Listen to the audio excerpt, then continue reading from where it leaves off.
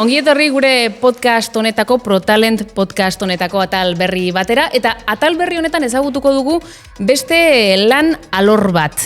Balbulen ekoizpen prozesuari dagokiona, eta deskubrituko dugu Miren Salegiren eskutik. Hemen txaukagu Miren, kaixo Miren. Kaixo Nerea. Bueno, konta iguzuzuk xehetasunean, zure hitzez, zein alorretan egiten duzun lan Anpon? Vale, Anpoko prozesuen alorrean nago lanean, beste 17 kiderekin batera. Eta zertan datza zure lana, zer egiten duzu? Zein dira zure zereginak? Vale, orain arte pintura eta espedizioetako besteroen espezifikazioak aztertzen eta lantzen aritu naiz, eta horiek ahalik eta modu egokienean bete ahal izateko, orain momentuan rol aldaketa baten aurkitzen naiz, non muntaia osteko prozesuaren kudeaketa eramango dudan, prozesuetako lan taldea, dokumentazioakoa eta proiektuen kudeatzaileekin elkarlanean. Anpoko prozesuetako taldean, zer egiten duzue orokorrean? Anpoko prozesuetako alorrean epe luze zein laburreko planifikazioa egiten da, muntaia, pintura, banko probak eta inspekzio finaleko plangintza eta kudeaketa ematen da bertan. Horretaz gain, bezeroaren espezifikazioak aztertzen dira, hauek prozedimentatu eta ondoren inspektoren bidez balidatzen dira. Eta margoketari dagokienean, margoketaren alorrean, zer egiten da? Margoketa alorrean, balbularen kokapena, materiala, funtzioa aztertuz pinturako sistema bat zehazten diogu. Hau aurrera eraman alizateko kontuan izan beharreko puntuak prozedimentatzen ditugu, eta horretaz gain, produkzioa aurrera modu eraginkor egokian joan alizateko pausoak ematen ditugu, eta sortzen diren arazoa konpontzen jarduten gara. Eta bezeroak izaten dira erabakitzen dituztenak margoketako espezifikazioak, nola izaten da hori? Bezero handia denean, espezifikazio tekniko oso zehatzak izaten dituzte. Aldiz, bezeroa txikia denean normalan ez dute espezifikazio berezirik izaten, baina beti izaten dute kontuan izan beharreko zerbait. Esan behar da, guretzako ohikoena den espezifikazioa arankorena dela, bertan bai erabili beharreko pinturak, lodierak, sistema guztia definituta etortzen zaigu, eta guk hori nola aurrera eramango dugun definitzen eta ikusten dugu. Tira, pentsan dut eskaerak denetarikoak direla, bakoitza bere gauzekin dator. Zakitola bitxiena, zein izan daiteken eskaerarik bitxiena jaso duzuena? Bitxiena baina gehiago aipagarriena, edo azkena aurrera eraman duguna, orain dela 2 aste egin genuen Sapsirako balbula bat izan zen. Uraztian egon behar duenez, pintura oso berezia da, egin beharreko prozesua ere desberdina da, kontuan gauza desberdinak izan behar genituen, eta hau aipatuko nuke. Eta nola identifikatzen dituzu hobetu beharreko gauzak? Jendearekin, lantaldearekin harremanetan, nola da hori? 2 gauza izaten ditugu kontuan. Alde batetik pertsonen ekarpenak, eta bestetik datu objektiboak. Erabakiak modu zehatzago edo espezifiko batean hartu ahal izateko. Oso garrantzitsua iruditzen zait, bertan parte hartzen duten pertsonen iritzia eta eragina aztertzea erabakiak hartu horretik. Horrela denok eroso eta gustora gaudenean dena hobetu joaten da. Epatu duzun hori garrantzitsua da, ez da, iritzia. Zuk sentitzen duzu zure iritzia kontuan hartzen dela? Bai, nire iritzia kontuan hartzen dela uste dut, eta hori lan ingurunean oso garrantzitsua dela uste dut. Azkenean irizpide eta ideiak modu libre batean partekatzeak taldea indartzen du, eta lankidetza oso positiboa, egoera positiboa sortzen du. Horrekin azkenean taldean motivazioa eta konpromisua handitu egiten dira, emaitza hobeak lortzeko bidea irekiz. Eta talde giroa nola da? Atera duzu gaia eta jakin nahiko nuke nola den zuen arteko giro hori? Vale, talde giro oso egina dugu, komunikazioa irekia da, eta horrek eragiten du denon helburuak modu eraginkorrean aurrera eraman alizatea. Digitalizazio hori dagokionean, nolakoa da prozesuetako digitalizazio maila? Digitalizazio hori dagokionez, etengabe aurreratzen ari da, aurrera eramaten ari gara prozesuen taldean.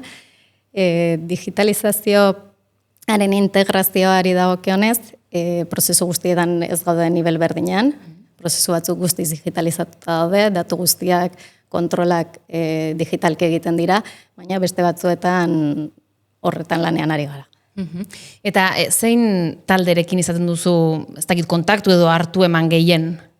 Gehiena prozesuetako lan taldearekin erlazionatzen naiz, baina azken finean prozesuetan ia departamentu guztiek dute beren garrantzia, ondorioz bai proiektu kudeatzaile teknikoak, inspektoreak, dokumentaziokoak, ia guztiekin tokatzen zait harremana izatea. Tira, esan dugu urte bete inguru daramazula hemen, Anpon, ez da? Okeraz banago? Bai. Gustora etortzen zara lanera?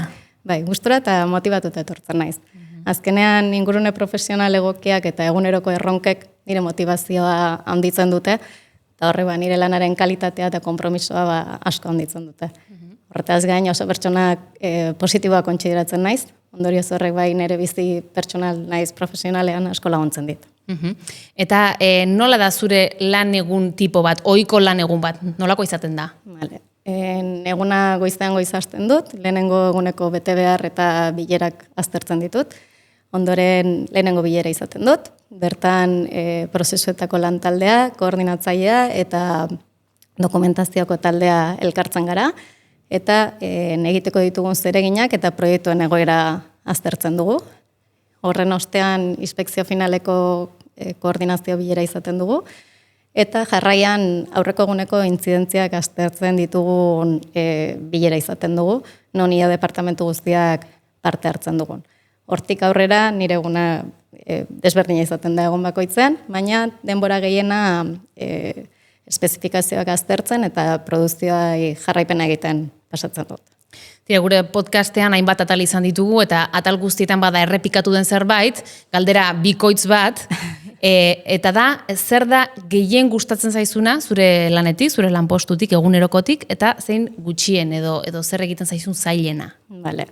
Gehiena bezala komentako nukena da, eguna oso dinamikoa izaten da, egunero egoera eta erronka desberdinak sortzen dira, eta hori aurre egiten pasatzen dugu eguna. Aldiz gutxiena gustatu edo zaiena egiten zaidana, esango nuke sortzen diren ustekabeko egoeren aurrean jarrera positiboa mantendu eta transmititzea dela. Azkenean taldearen laguntzarekin eta komunikazio, konfidantzazko komunikazioarekin gauzak aurrera ateratzen dira, baina momentu horietan jarrera mantentzea ez da guztiz erraza. Ez da momentu horietan. Erronkak aipatu dituzu, egunerokoan erronka desberdinak egon dezkela, baina bat aipatzekotan ze erronka esango zenuke daukazula orain zuke eskuartean. Orain momentuan muntaia osteko prozesuen gestioa, antolakuntza eta komunikazioa hobetzea litzateke nire erronkarik handiena, bai departamentoan bertan eta baita beste eragiten dieten beste departamentoekin ere. Zu ingenieria zara ikasketaz. Zer esango zenioke ingenieritza ikasi edo ez zalantzan dabilen neska gazte bati? Vale. Esango nioke ingurune teknologiko eta zientifiko honetan aukera ona dela ingenieritza ikastea. Ez bakarrik ezagutza teknikoak jasoko dituelako, baizik baita ere arazoen aurrean egoera gestionatzeko eta pentsamendu kritikoa landuko duelako. Horretaz gain, ingenieritza oso zabala da, eta aukera ematen dizu zure interes eta balioen arabera zure etorkizuna forma ematen joateko. Orduan, animatu egingo nuke ikastera, eta dudarik baldin badu lan munduan dagoen jendearekin kontaktatzeko gomendatuko nioke. Hortxe mezua. Eta bestela, Anpon zentratuta, zu gomendatuko zenioke zure lagun bati, zure ezagun bati Anpon lan egitera? Noski baietz. Anpo mundu mailan erreferentea da balbulagintzan, bere ibilbide sendoagatik, etengabeko berrikuntzagatik, eta bere lan egiteko profesionaltasunagatik, noski baietz. Eta zuk zure ikuspegi pertsonaletik eta urtebete honetan, ze balorazio egingo zenuke egin duzun ibilbidea hemen Anpon? Oso aberasgarria bezala definituko nuke, ikasketa prozesu etengabe bat izaten ari da, eta hori oso positiboa da. Eta pertsonalki ere, manizu zerbait? Bai, noski.